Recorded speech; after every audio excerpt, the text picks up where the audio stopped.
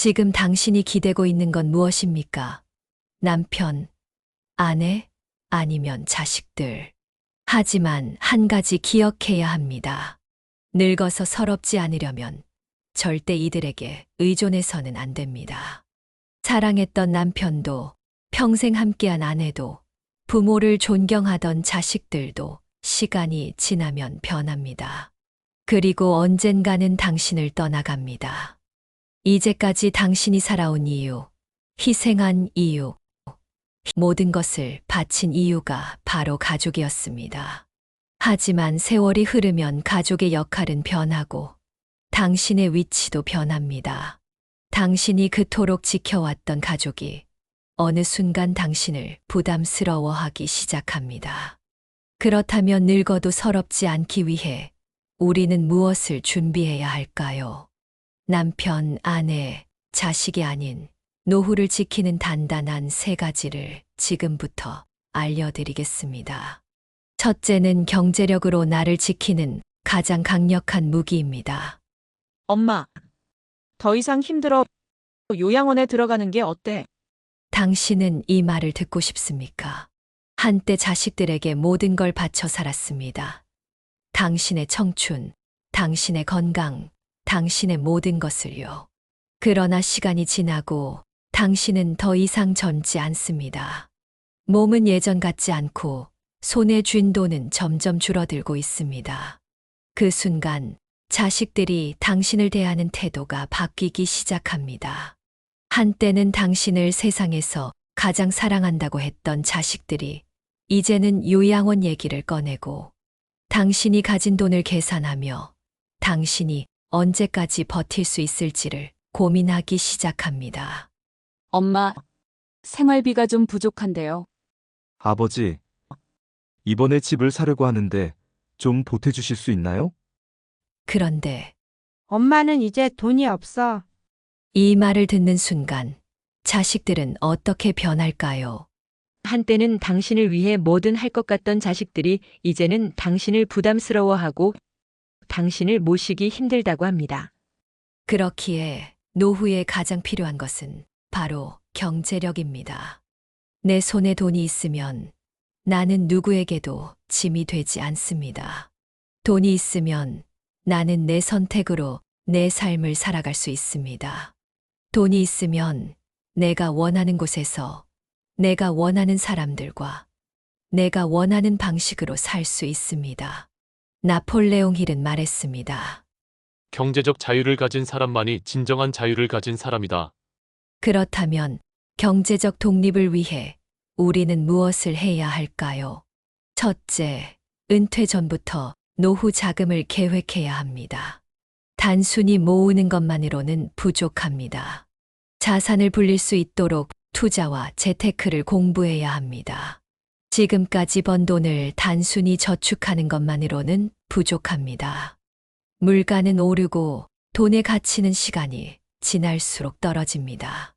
따라서 현명한 재테크를 배우고 적극적으로 자산을 운용하는 것이 필수입니다. 예를 들어 한 60대 여성은 젊었을 때부터 꾸준히 배당주 투자를 해왔습니다. 처음에는 소액으로 시작했지만 시간이 지나면서 복리 효과를 통해 그녀의 자산은 지속적으로 증가했습니다. 그녀는 현재 배당금만으로 생활할 수 있는 경제적 자유를 이루었습니다. 둘째, 안정적인 수입원을 만들어야 합니다. 부동산, 배당주 투자, 연금 등 지속적인 현금 흐름을 만들 수 있는 방법을 고민해야 합니다. 퇴직 후에도 일정한 수입이 지속적으로 들어오는 구조를 만들지 않으면 은퇴 후 불안한 삶을 살아갈 수밖에 없습니다. 셋째, 불필요한 지출을 줄이고 자신의 돈을 지킬 줄 알아야 합니다. 나이가 들수록 건강을 위한 투자와 자산을 유지하는 것이 더욱 중요합니다. 많은 사람이 불필요한 소비 습관을 유지하다가 결국 경제적 어려움을 겪게 됩니다. 지금부터라도 꼭 필요한 것만 소비하고 지출을 체계적으로 관리하는 습관을 길러야 합니다. 넷째, 금융 사기를 조심해야 합니다. 나이가 들수록 사기 피해를 당하기 쉬우므로 모든 금융거래는 신중해야 합니다. 특히 고수익을 보장한다는 투자 제안은 반드시 의심해야 합니다. 두 번째, 노후를 대비하는 두 번째는 진정한 자산인 건강입니다. 돈이 있어도 건강이 없다면 무슨 소용이 있을까요? 한 남성이 있었습니다. 그는 젊었을 때 열심히 일해 큰 재산을 모았습니다. 하지만 정작 자신의 건강을 돌보지 않았습니다. 결국 60대에 심각한 건강 문제로 병원 신세를 지게 되었고, 모아둔 돈은 병원비로 모두 사라졌습니다. 결국 남은 인생을 병상에서 보내게 되었습니다. 우리는 건강을 잃기 전까지 건강의 소중함을 깨닫지 못합니다. 그렇다면 건강을 지키기 위해 우리는 무엇을 해야 할까요? 첫째, 유산소 운동을 습관화해야 합니다. 걷기는 가장 좋은 운동입니다. 빠르게 걷기부터 시작해 보세요. 하루 30분씩만 걸어도 혈액순환이 좋아지고 심장이 튼튼해지며 체중 조절에도 도움이 됩니다. 심박수를 올리는 것이 중요하므로 약간 숨이 차오를 정도의 속도로 걷는 것이 좋습니다. 둘째, 근력 운동이 필수입니다. 나이가 들수록 근육량이 줄어들고 그로 인해 기초대사량이 감소하면서 체중이 쉽게 증가합니다. 또한 근육이 없으면 쉽게 피로를 느끼고 관절에 부담이 가면서 통증이 생깁니다. 그러므로 하루 10분이라도 근력 운동을 해야 합니다. 가장 쉬운 방법은 스쿼트입니다. 의자를 놓고 앉았다 일어나는 동작을 반복하세요. 무릎이 아프다면 무릎을 보호하는 스트레칭을 충분히 한 후 진행하세요. 셋째, 유연성과 균형 감각을 키워야 합니다. 나이가 들수록 낙상의 위험이 커집니다. 한 번 넘어지면 골절로 이어지고 회복이 쉽지 않습니다. 따라서 균형 감각을 키우는 것이 중요합니다. 한 발로 서서 균형 잡기, 요가, 필라테스 등을 통해 유연성과 균형 감각을 길러보세요. 하루 5분씩이라도 꾸준히 하면 몸이 훨씬 가벼워지는 것을 느낄 수 있을 것입니다. 운동만큼 중요한 것이 생활 습관입니다. 작은 습관들이 쌓이면 큰 변화를 만듭니다. 첫째, 충분한 수면을 취하세요. 예전에는 잠을 못 자도 멀쩡했는데 요즘은 조금만 못 자도 너무 피곤해. 나이가 들수록 수면의 질이 낮아지기 때문에 숙면을 위한 환경을 만드는 것이 중요합니다. 숙면을 위한 방법으로 매일 같은 시간에 자고 일어나기, 잠들기 1시간 전에는 스마트폰과 TV 끄기, 카페인 섭취 줄이기, 수면을 방해하는 소음과 빛 차단하기를 신경 써야 합니다. 둘째, 스트레스 관리를 해야 합니다. 스트레스는 만병의 근원입니다. 나이가 들수록 신체뿐만 아니라 정신 건강도 중요합니다. 매일 감사 일기를 써보세요. 오늘은 어떤 좋은 일이 있었나? 이렇게 하루를 돌아보며 긍정적인 감정을 키우면 스트레스가 줄어듭니다. 명상, 요가, 가벼운 산책도 스트레스 해소에 큰 도움이 됩니다. 특히 공원이나 숲속을 걷는 것은 심신 안정에 매우 효과적입니다. 50대 이후에는 먹는 것이 곧 건강입니다. 첫째, 단백질 섭취를 늘려야 합니다. 근육을 유지하고 면역력을 키우기 위해 단백질을 충분히 섭취해야 합니다. 닭가슴살, 두부, 계란, 생선, 콩류를 자주 먹고 하루 최소 한두 번 단백질이 포함된 식사를 해야 합니다. 유청 단백질 보충제를 활용하는 것도 방법이 될 수 있습니다. 둘째, 가공식품과 당분을 줄여야 합니다. 나이가 들수록 당분이 몸에 해롭습니다. 혈당이 급격히 오르면 당뇨병과 심혈관 질환의 위험이 커집니다. 인스턴트 음식, 탄산음료, 과자 줄이기, 흰쌀밥 대신 잡곡밥, 통밀빵 먹기. 설탕 대신 천연 감미료를 사용해야 합니다. 셋째, 항산화 식품을 챙겨 먹어야 합니다. 노화를 늦추고 면역력을 강화하는 항산화 식품을 매일 섭취하세요. 블루베리, 토마토, 녹차, 브로콜리, 견과류를 섭취하고 하루 한 끼는 신선한 채소와 과일을 포함해야 합니다. 몸에 별다른 이상이 없는데 건강검진을 꼭 받아야 하나? 50대 이후에는 몸의 변화가 급격하게 일어납니다. 아무 증상이 없어도 정기적인 건강검진을 받아야 합니다.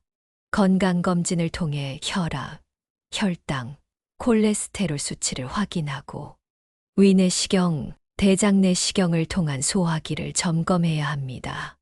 골밀도 검사로 골다공증을 예방하고 유방암, 자궁경부암 검진, 심장 건강을 위한 심전도 검사를 주기적으로 해야 합니다. 건강검진은 병을 조기에 발견하고 예방하는 가장 좋은 방법입니다. 최소 1년에 한 번은 필수적으로 받아야 합니다. 50대는 건강한 노후를 준비할 수 있는 마지막 기회입니다. 나중에 해야지라고 미루다 보면 10년 후 후회할 수도 있습니다. 오늘부터라도 하루 30분만 운동을 시작하고 건강한 식습관을 만들며 정기적인 건강검진을 받는다면 60대, 70대에도 활기차고 행복한 삶을 살 수 있습니다. 세 번째, 외롭지 않은 삶을 위해 인간관계를 잘 맺어야 합니다. 많은 사람이 가족이 전부라고 생각하지만 나이가 들수록 새로운 인간관계를 형성하는 것이 중요합니다. 여러분, 혹시 이런 생각 해본 적 있으세요? 나는 왜 이렇게 외로운 걸까? 젊었을 때는 친구도 많고 가족들도 늘 내 곁에 있었는데 지금은 연락할 사람도 별로 없네. 나이가 들수록 인간관계가 좁아지는 건 어쩌면 자연스러운 일일지도 몰라요. 직장에서는 더 이상 나를 필요로 하지 않고 아이들은 다 커서 자기 삶을 살고 있고 오래된 친구들은 각자의 바쁜 일상을 살아가느라 점점 멀어지고 그러다 보면 문득 나는 앞으로 누구랑 이야기하며 살지 이런 생각이 들 때가 있어요. 그런데요, 정말 나이가 들수록 외로움은 피할 수 없는 걸까요? 정말로 우리는 점점 더 혼자가 되어야만 하는 걸까요? 저는 그렇게 생각하지 않아요. 사실 나이가 들수록 더 따뜻한 인간관계를 만들어가는 분들도 많거든요. 그분들은 대체 뭐가 다를까요? 나이 들어도 외롭지 않은 사람들의 공통점은 대체 뭘까요? 어떤 분들은 은퇴 후에도 여전히 활기차고 주변에 사람들이 많아요. 그런 분들을 보면 몇 가지 공통점이 있더라고요. 첫째, 관계를 능동적으로 유지한다는 것. 요즘 연락도 없네 하고 서운해하기보다는 먼저 연락하고 먼저 안부를 물어봐요. 너무 오랜만인데 연락하기 민망해. 이 생각이 들면 그냥 가볍게 메시지를 보내보세요. 잘 지내? 이 한마디가 관계를 다시 이어주는 시작이 될 수도 있어요. 둘째, 새로운 관계를 두려워하지 않는다는 것.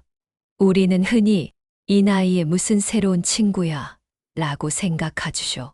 하지만 생각해보면 20대, 30대 때도 늘 새로운 사람을 만나면서 관계를 만들어 왔잖아요? 나이 들었다고 못할 이유가 있을까요? 마음을 열고 새로운 활동을 시작하면 자연스럽게 비슷한 관심사를 가진 사람들과 만나게 돼요. 운동 모임, 독서 모임, 여행 동호회, 심지어 온라인 커뮤니티까지. 나와 같은 고민을 가진 사람들이 생각보다 많답니다. 셋째, 자기 자신과도 좋은 관계를 맺는다는 것. 혼자 있는 시간이 외롭다는 분들이 많아요. 하지만 어떤 분들은 혼자서도 너무나 행복하게 시간을 보내죠. 책을 읽거나 그림을 그리거나 글을 쓰거나 음악을 들으며 산책을 하거나 혼자 있는 시간을 즐길 줄 알면 사람들과의 관계에서도 더 더 여유로워질 수 있어요. 노후의 따뜻한 인간관계를 만드는 5가지 방법을 소개합니다. 그럼 이제 우리도 외롭지 않은 삶을 살기 위해 실천해 볼 수 있는 방법들을 이야기해 볼게요. 첫째, 먼저 연락하기. 이 사람이 먼저 연락하면 만나야지. 이렇게 기다리다 보면 결국 아무 연락도 못하고 시간이 흘러가요. 먼저 안부를 묻는 것만으로도 관계는 유지될 수 있어요. 둘째, 새로운 취미 가지기. 나이가 드니까 뭘 배우기도 귀찮아 하지만 사실 새로운 것을 배우는 것만큼 좋은 건 없어요. 배우는 과정에서 자연스럽게 사람들을 만나고 공통의 관심사를 나눌 수 있거든요. 셋째, 잘 듣는 사람이 되기. 좋은 인간관계를 맺는데 가장 중요한 건 잘 말하는 것이 아니라 잘 듣는 것이에요. 누군가 고민을 이야기할 때 조언하려고 하기보다는 그저 공감해 주세요. 그랬구나, 힘들었겠다. 이 한마디면 충분해요. 넷째, 연령대 상관없이 다양한 사람들과 교류하기.